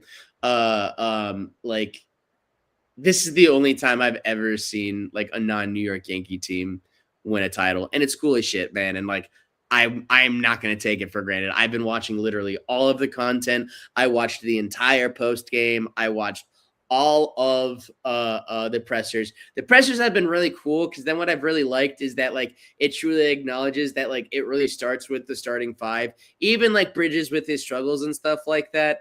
Like I think it's really cool how like integral this starting 5 has been, and it's really really cool. Like those 5 players, they're all probably going to get their numbers retired. Even if like one of them gets traded over this offseason, like they're probably all going to get their numbers retired, and they're going to deserve it because like they set the table of every game, man. And like, yeah, it's cool. Like the last time I saw a team like this, it was the 90s Yankees. We're just like top to fucking bottom. You're like, this is a stacked goddamn team.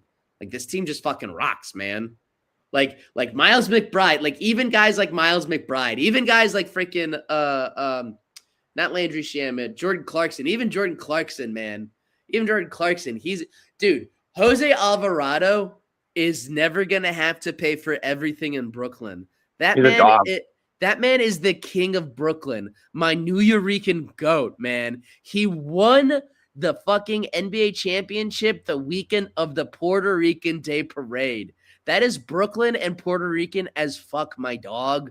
Like, I'm so happy for him. Like, oh, man, I hope he drank his body weight in rum. I hope he did whatever the hell he wanted that weekend. And, like, oh, man, like good vibes, too. Like, it's nice winning with good vibes. Because even when the Yankees won in 2009, the vibes weren't as good because that was after A-Rod got caught with the roids. So the Yankees had to like kind of like rehab those vibes. Like the last time I felt like this good when a team like won, it was truly like the 2000 Yankees and like the 99 Yankees. Like when they were just like dog walking everyone. And also like that entire team was just filled with dogs. Speaking of dogs, woof. But like, dude, like dogs up and down. It's just, I'm going to enjoy every single second of it. And then after the parade, I'm going to go back to being a person. After the parade, it's going to be baseball season, gents, which I will say the Yankees have been winning in spite of themselves and against good teams too. And without Judge for 4 to 6 weeks. So Judge is out. He's been out for the last week and a half. No, I knew that. I didn't know that there was a timeline on him. My understanding is 4 to 6 weeks. That was kind of floated around. I don't know if it was confirmed or not, but I am loving how Ben Rice is sneaky an MVP candidate. my boy Ben Rice, Dude, from Cohasset. I wanted the Yankees to go out and sign some help for Aaron Judge. Holy shit! Little did I know. Little did I know. Oh man. Well, I mean, the metrics last year kind of pointed to this being the case because I think I heard a stat where, like, in terms of hitting and just like barreling the ball on contact and like hit rate and like velocity and like velo, Ben Rice had the most unlucky hitting season of potentially all time. He was Tage Thompson last year. Yeah, he was Tage. He had like the most unlucky season of all time. Yeah, and now he literally has measurables that are better than I think all qualified first basemen in the AL. Yeah, he's what, 19 homers now, something like that, 19 or 20. Yeah, and he is somehow still 100,000 votes behind Vladimir Guerrero. Granted, it's because of name, but he's still very much behind Vladimir Guerrero for what's it called? No, what is it called? Oh yeah, All-Star Game. Yeah, for All-Star Game, which All-Star Game, which eat my ass, dude. Ben Rice has to go to the All-Star Game. Right now, the 3 players off the top of my head that need to go to the All-Star Game for the Yankees are Cody Bellinger, Ben Rice, and Cam Schlittler. Yeah. Yep. You kind of have to auto throw Judge in there because it's Judge, but you do. I don't. This might be one of the years that he got hurt too early, so he might not get voted in. But those are the 3 ones off the top of my head. And then maybe what's that reliever? Ben Hurd? No, not Hurd. It starts with an H, but he's got I know who you're talking about. He's got a 1 ERA, and he's a hold machine. You could probably throw Jazz in. Jazz has really turned it around as of late. Jazz has been a lot better. Yeah, Jazz has been a lot better. Spencer Jones hasn't been terrible. No, Volpe's Goldschmidt's been great. Goldschmidt's been great. Goldschmidt has been good. Goldschmidt is weird. But I really need Stanton and Judge to come back. So I need Volpe to get off my roster. I think he's gonna be fire him to the sun. I think he's gonna be waived by July. I don't think he's gonna be on the. He's so bad. He's so bad. Yeah, it's really sad. I really wanted that kid to work out, and it just never worked out. So I think what's gonna happen is end of July they're gonna either release him or package him in a trade, and then because they announced that they're looking at an August 1st call up for Lombard, which I will say I'm nervous about because Lombard he's still only hitting 206. I haven't checked as of recent, but the last time I checked, which was I think 5 days ago, he's only batting 206. That batting average really concerns me. His glove though is apparently electric. Yeah, and that's what you need him for. What comes to postseason? That's true. You have enough hitting. You'll be fine hitting wise, and your rotation is finally gotten to the point where you want it to be, where you have, everyone, 4 top flight starters. Dude, and you can go with Ryan Weathers or Will Warren as your 5th starter. Dude, Will Warren has an ERA of 3.4, and that makes me sad. How funny is that? Ryan Weathers is I think below that too. I think it's a 3.2 or something like that for Ryan Weathers. And that's considered bad on this staff. Oh man, if they're able to just play 500 ball until Judge comes back, they're set. Yeah, and that rotation will take them deep. That rotation is the best in the AL. And they credit to them. They so far are doing that. And I think that's also a credit to the lineup too. Like you said, Jazz is playing better. Ben Rice, he actually is a fucking star. I think because now he's the only one in there, I think you will see his numbers take a little bit of a hit. But I think that's more of a result of Judge not being there more than Rice not being a guy, if that makes sense. I mean, Ryan McMahon's been playing better as of late too. He's raised that batting average. Oh my God. Thank God. He was a traffic cone. They're gonna have to move. They're gonna have to move on from Volpe and Wells, which really sucks because that's low key an indictment on their development. Those are 2 guys that they drafted and that they developed for 4+ years, which that's really bad. That's also why I'm okay that Martian is up and that Martian is starting for Grisham now that Grisham's hurt because it's bro shit or get off the fucking pot. You gotta perform. Dude, shit or get off the pot because also like offensively, I didn't think Martian was bad last year. Martian He was wasn't. hit it. Martian was like his issues were defensive. Like I'm not gonna front about that, but like I still would have kept him on the roster, man. Like I like because of all of the dudes you've developed as of late, he can at least hit the fucking ball and get the goddamn hell on base. Like Mhm. he was hitting above 240 That's all you can ask for, honestly. for fucking real. Which like That's all you for can ask for. That's all I for need. the, for the Yankees, that's now worth $100 million nowadays. That's good contact for the Yankees. Yeah, which like get the fuck out of here. Like, that's some bullshit.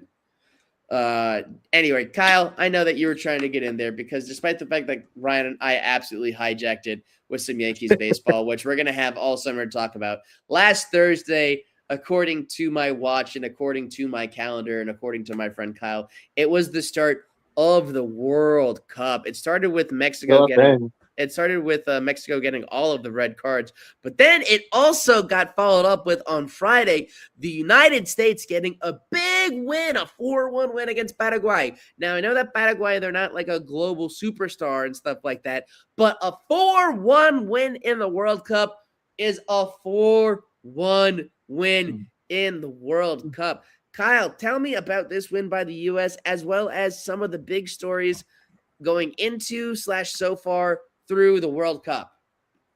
No, it's been a blast. I just want to say in general, like first off, like it's been a vibe. I was in Boston at actually Ryan. I don't know if you know this place, but Mom and I went there yesterday after the show. Democracy Brewing. No, I've heard of it. I've never been. It's cool, but like as we were over there, like all of like downtown was invaded by the Scots, and it was so great. It's so cool to see them out and about. That happened outside my cafe too. Yeah, like that's happening. Like some good, like good-heartedness stuff. Like there's also like the fact that like in Lawrence, Kansas, the Nigerian team is over there, and like Lawrence, Algerian team, and like Lawrence, Kansas, like embrace them with open arms. It's super cool. And then like there's in Mexico, like South Korea and Mexico are just getting along. It's really cool to just see all these passionate fan bases just enjoying this. But yeah, it's been really cool to watch some of these games. The United States one was very interesting to see. They're playing very well as a team. A lot of really good passing and setting up good shot opportunities. I believe, if I remember correctly, they dominated in terms of like time of possession and shots on goal. And there were some really good shots by the United States, including 2 goals from our striker, who, like, thank God he was born in Brooklyn, because he was supposed to be.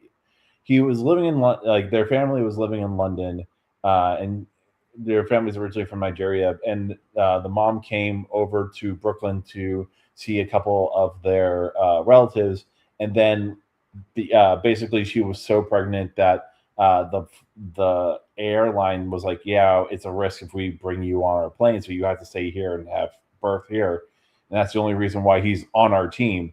But he scored 2 goals. They're looking really good. And also with the fact that in our pod is Australia and Turkey was supposed to be like the other main threat when it came to this group. They tied. No, sorry. Australia won, I believe. I'm going to double check that. But yeah, Australia won 2-0. Australia is not the most athletic team, but they are really good at defense. The best way I can like correlate it is like think about like the you were talking about Syracuse earlier, Matt. Think about like the Syracuse press, like their man zone or whatever you call it, like the fact that like they can just stay on you in this particular area of the field and you just can't get through, because Turkey is a more athletic team, but they just couldn't break that defense. And that's the only thing that kind of worries me, because we are facing Australia next. Because it is similar in the terms of United States should have the better athleticism. I'm hoping with the passing attack that they can actually break Australia's defense, because if that's the case, then they should be able to win this and then win this group and then not even have to worry about winning against Turkey at that point. But it is going to be curious to see that. Other things that have happened that's been really interesting throughout. There, you got these marquee games that actually, lived up to billing. Brazil Morocco came out as a 1-1 tie. Those are two of the best teams in the field, and both of them are still pretty dangerous. Scotland being Haiti, Scotland, I'm really happy for their fans to be able to enjoy a win, and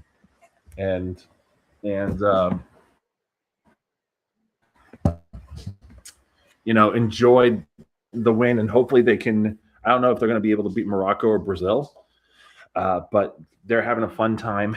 The other ones that have been like kind of interesting is actually all of today. You had every game basically end as a tie, which was very surprising. After Germany beat Curacao 7-1 yesterday, I really thought Spain was going to do the same thing with Cabo Verde, but Cabo Verde tied Spain out of all teams.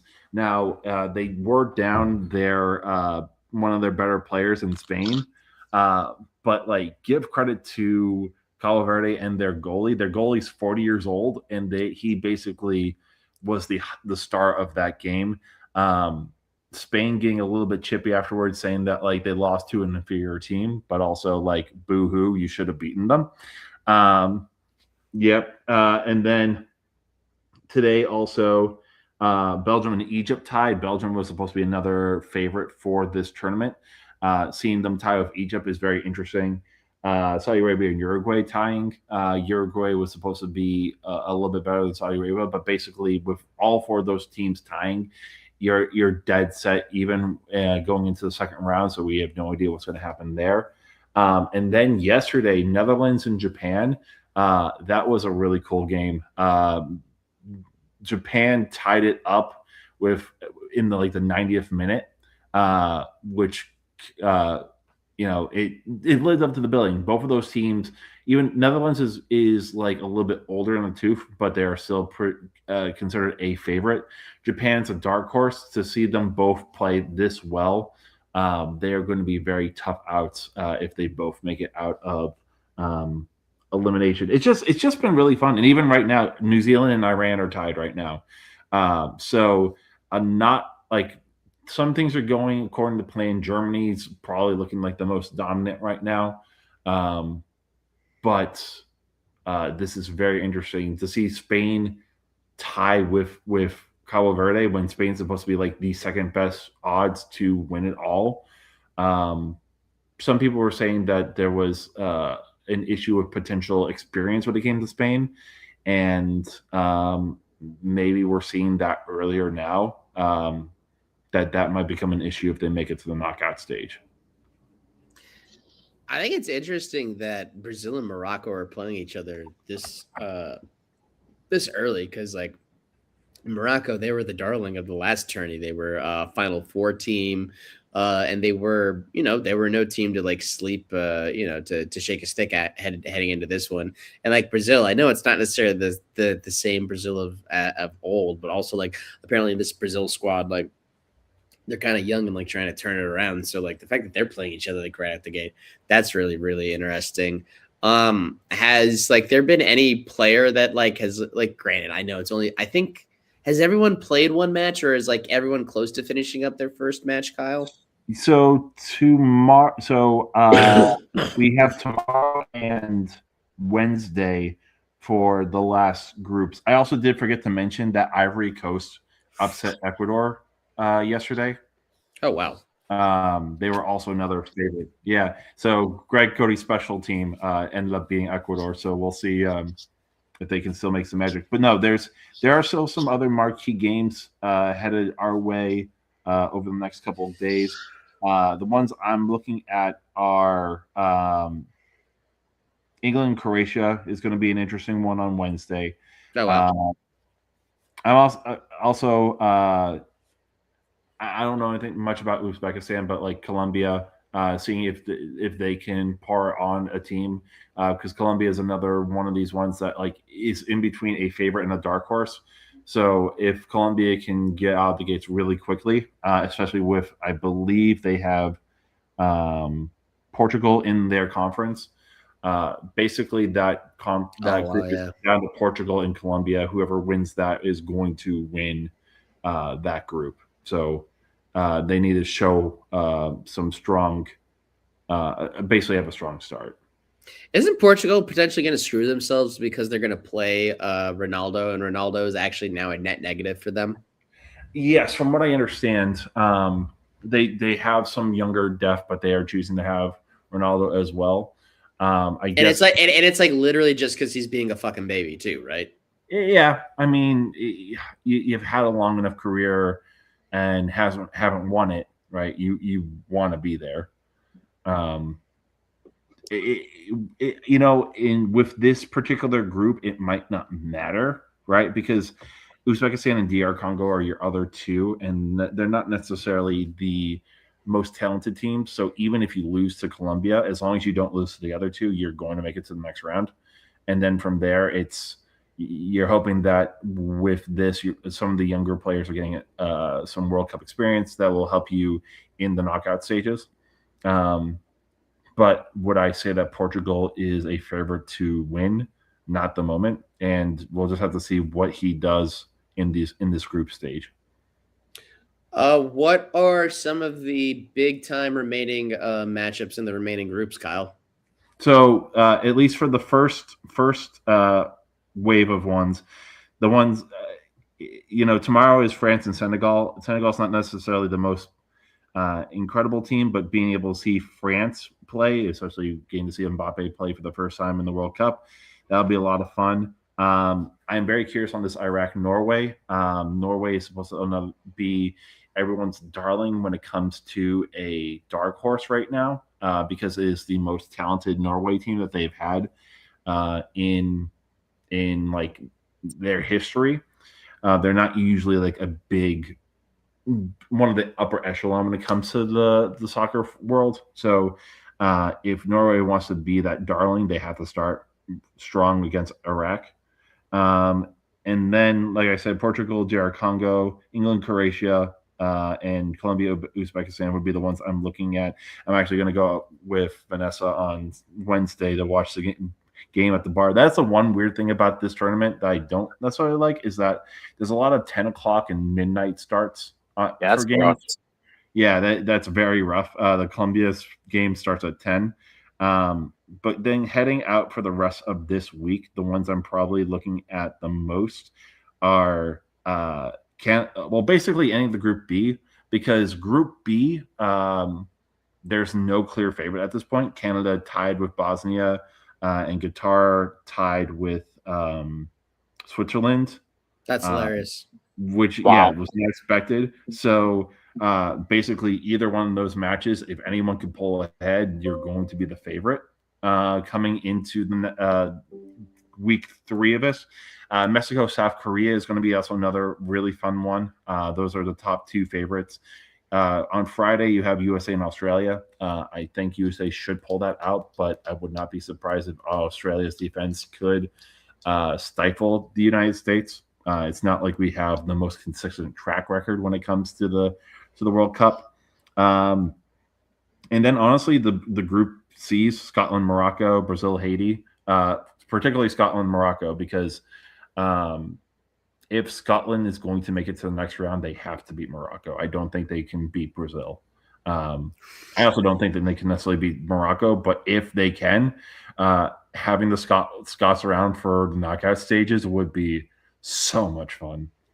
Well, yeah, because also isn't Boston, aren't they like one of the major sites in the United States? Like, aren't they getting like some France games soon? Yes, I believe so. I have to double check that. That's what Will, shout out to Will from Boston. But that's what Will told me. Will told me that the French are apparently coming over. And I'm like, ew, the French. I mean, I believe so. Like it's been fun. I've even seen some Haitian fans around Boston too. That's beautiful. It's overall That's fantastic.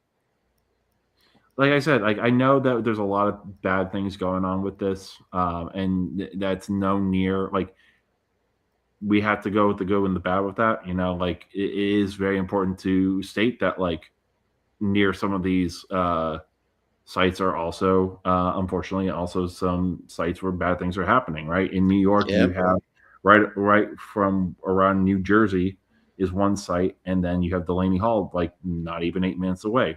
Yeah. So it's important that as we're talking about this, that there is a lot of craziness going on with this, and it will still happen. But that does not take away from celebrating the beauty of this, which is all these cultures coming together and showing hospitality. Seeing one of the more interesting things was after the Japan Netherlands game. The Japanese fans are in the stands cleaning up the stadium. Yeah, I saw that. That was hilarious. And Jameis helped. Yeah. It's Yep. like it's super, like this stuff's super cool. Like there's a lot of really beautiful things that even with all the bad stuff that's happening, it's not going to wreck the camaraderie that's there. We just have to remember that after this, to still treat humans as humans. Yeah.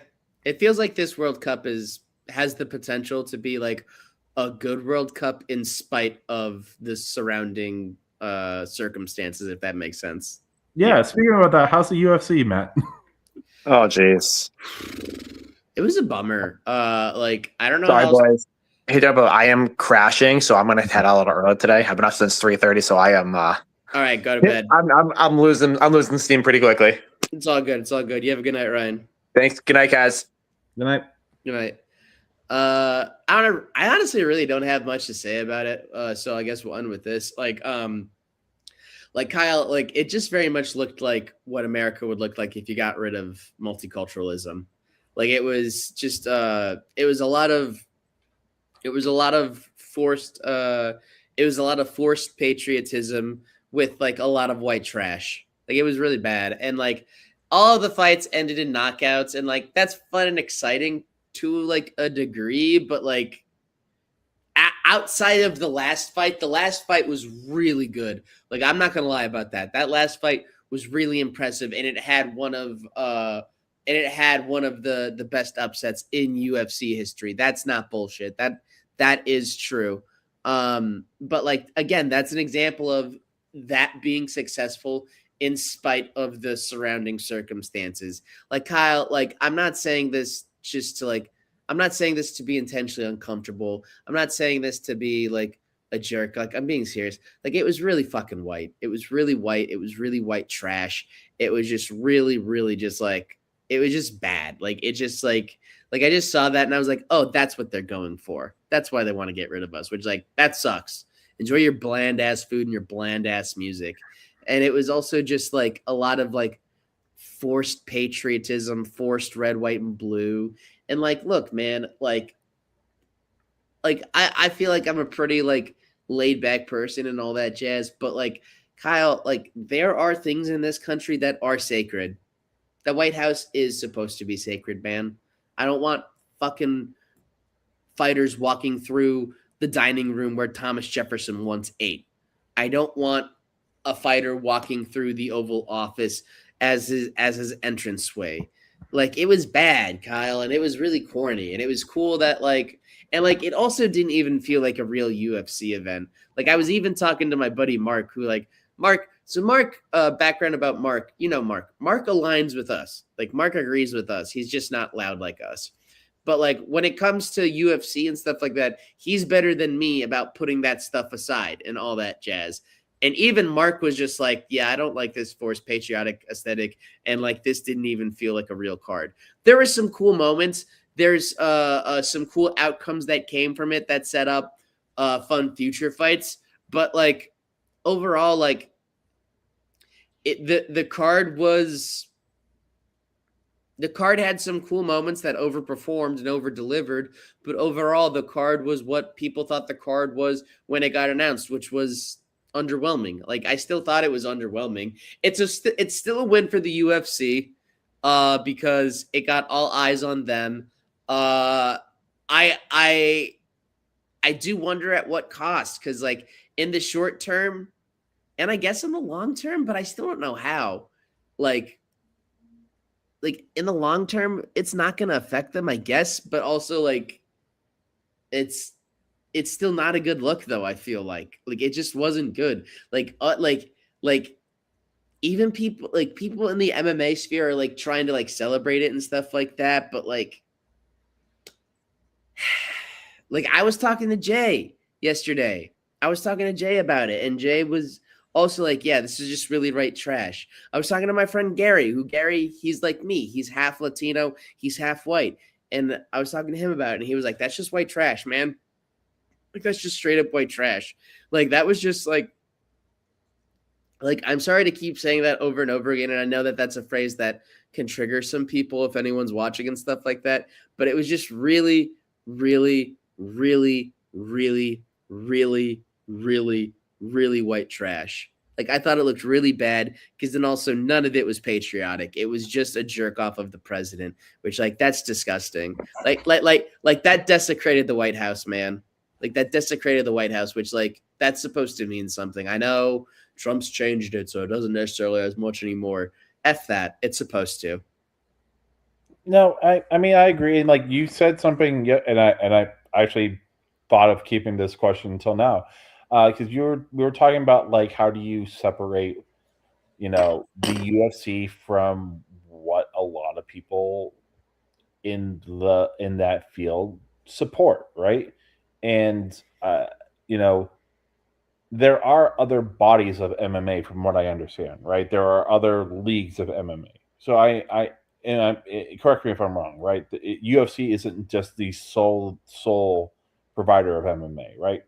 It's the highest echelon, though. No, for sure, right? But I guess my question here, right, is like, is when it comes to the fighting sports and leaning more conservative, is that just solely a UFC thing, or is that an MMA in general kind of thing? Like, I guess my question would be like, is there a way of being able to support MMA without having to deal with the morality issues when it comes to where they support, or does UFC stranglehold and there's no one else that you would be able to watch that may have differing opinions? The latter. First things first, like MMA leagues, like Dana is not alone in his seediness. Fight promoters, carny bullshit. They were carny motherfuckers. So like they're very seedy people to begin with, unfortunately. Which like I feel like that gets undersold with like Dana White. Like he's just in a suit, but like he's still a fight promoter, which means he's like at most a civilized step above a carnival barker, which like I feel like people forget about that completely. And the quicker people can like wrap their head around that, instead of treating like he's a lot closer to a carnival barker than he is Roger Goodell. Does that make sense? I will say real quick on that point. Like- I listened to the Pablo Torre from last week with Luke Thomas. Did you listen to that one? I haven't finished it, but anything with Luke Thomas is the gospel. Well, they were basically bringing up, because Pablo Torre asked the question of like the idea of him, of Dana White and Donald Trump being friends, and like basically saying that like that was a whitewashing of history at this point. And they brought up a clip from 2009 when Donald Trump was in affiliation with Affliction, and basically Dana White called out Trump by name, being like Zane or Lane, right? And so, like, this story of Dana White being like, "Oh, he's been with us since the beginning in 2001," blah blah blah. It's a lie. Whitewash. It's a lie, because he knows where the wind is blowing at this moment, and I hope that he at least starts to understand very soon that the wind's going to start blowing back in his face if he keeps where he's at right now. Well, I mean, he's a betting man, so he took a bet, so he's betting on this, and if it works out, he knows it's gonna repay him, and like that's what happened. Like he got repaid. Like this was a success. Like it's done. Like it happened. Like he won. Like he had his UFC card on the White House lawn, so like he's fine. He's got it was bullshit and it shouldn't have been forced through. But he's got his deal with Paramount. He's got his $7 billion. He's fine for the next 7 years. What happens after that 7 years will be interesting, but that also depends on what happens in this country. And hopefully something good happens. Like this was unfortunately, well, not unfortunately, well, unfortunate in the eye of the beholder, but like this was a net positive for UFC, this entire event. But like honestly, man, like as a fan, like this just I wish Jay was here. Like this shit just kind of bummed me out, and it sucks because like again, like there were some good moments, there were some good fights, especially that last fight. But at the same time, like it just all felt underwhelming, and it just all felt like a bummer. Like it was like really forced patriotism, and like I don't like that shit. And then just a lot of like gross red, white, and blue aesthetic. Like, oh my god, like dude, this event was fucking Rizless. Like, oh my god, like I know that's a weird sentence to maybe come from me, but like Jesus Christ, Kyle, this ugh, zero Riz. Like, oh my god. Like zero style, zero pizzazz, for lack of a better term. Like this shit sucked. This shit looked like an 80-year-old's birthday party, if you know what I mean. Mm-hmm. It's like, very interesting. Yeah, it's very interesting. Just the interesting juxtaposition of the World Cup going on right now and Donald Trump's every attempt to basically tarnish what the World Cup was, and it's still flourishing. Versus the spectacle that we had yesterday. Yeah, it'll be interesting to see what the numbers are for the UFC, because they said that they want Super Bowl numbers. That's not going to happen. But like, I think they're expecting 20 million. I think they're maybe going to get between like 15 and 17 million, which if they get that, they should take that as a win. But even still, like, I don't really know. Because also, like, Kyle, I think it was like a 2-hour rain delay. Yeah, I was surprised that you were still up at 1 o'clock watching this. Well, it wasn't 1 o'clock. For me, it was. It was 11 for me, which, like, for me, that's late because I get up at 5. Yeah, it's. Even as watching, I was like, well, this was. I wanted, like, it was and what sucks too is that, like, my favorite fighter lost, which that sucked. But, like, I was just, one of my favorite fighters. But, like, I was just like, damn it, man. So, like, I didn't even get the joy of, like, my favorite fighter winning. I was like, oh, well, this sucks. Everything is awful. But also, like, by that point, I was spent from the Knicks. Like, I joked with Mark. I was just kind of like, dude, Trump could fucking top off Putin at this event, and I wouldn't give a shit. The Knicks won.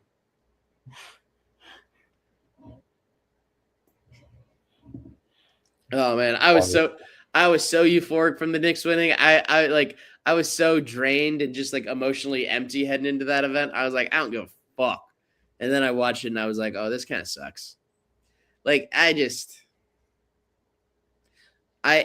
only, and what, like, I can't stress this enough though, to only fight fans and MMA fans and UFC fans like Kyle, they're not going to view it like you. They're not going to view it like me. Like, this is only viewed as like a win for them.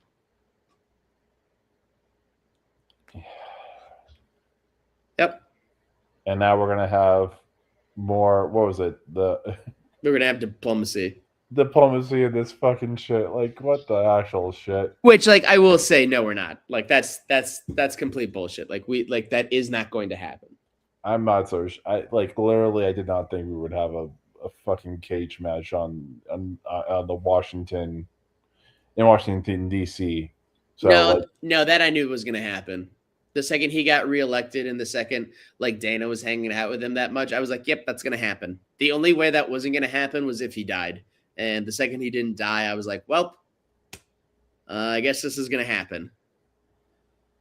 Like the second he got reelected, I was like, all right, well, we're going to watch a bunch of totally heteronormative men half naked fight each other. This is totally not gay. Really glad that they're getting ready to repeal it. What a fun time. Yeah. Well, this Kyle, was a fun time. This was a fun time. I am going to wrap things up because I'm also getting sleepy. Kyle, where can the people find you online? Is there anything you want to plug? Music Fan 77. Since I'm the only one here, other than you doing this, I wanted to take a second to say something that's been on my mind. And I guess this is an encouragement of a couple of different things. Yesterday, I saw Les Mis, which was awesome. If you're in the Boston area and you want to get a ticket before the 28th, it's an incredible show if you've never seen it. And there's a lot of parallels in this show that kind of go up against what we're dealing with right now, right? And just with all the craziness that's going on in this country right now, I am reminded of it's honestly been on my mind recently. Matt, you probably know this by heart, but for those who don't, there's a guy named Jim Valvano, who was the NC State head coach, that had an incredible speech because he was dealing with cancer. And these are words that I try to live by, and I feel like it's something to remember. Which for him, it's how do I get through? How do you get through life? Each day is the same thing. To me, there are three things we should all do every day. If we do this every day of our life, you're going to you're going to have a good life, right? Number one is laugh. You should laugh every day. Number two is think. You should spend some time in thought. And number three is you should have your emotions move to tears. Could be happiness or joy, but think about it. If you laugh, you think, you cry, that's a full day. That's a heck of a day. If you do that 7 days a week, you're going to have something special. And why I bring this up in these times is like, remember to find those moments that are beautiful, that make you laugh, and those moments that make you move to tears. You know, like some of these things that are happening in the World Cup right now. But also take those moments to think as well, right? It's all those three things. Being able to be there in the moment right now and just be aware of what's going on, but also finding those moments to decompress and laugh and cry, and especially cry. Don't let these things overwhelm you. That's the point of a lot of what's going on right now. So, yeah, just do the best you can right now. Absolutely. And you can find me at Schmatty_B. Also follow the Sports Yammer right here on YouTube and also on Instagram at the Sports Yammer1. Folks, the Knicks are the champs. I'll hopefully have more energy next week. Until then, fight back against those Tony Kruger, Dark Layman, is it hoax, don't just strategize, also empathize. I'll see you next week, baby birds. Go Knicks.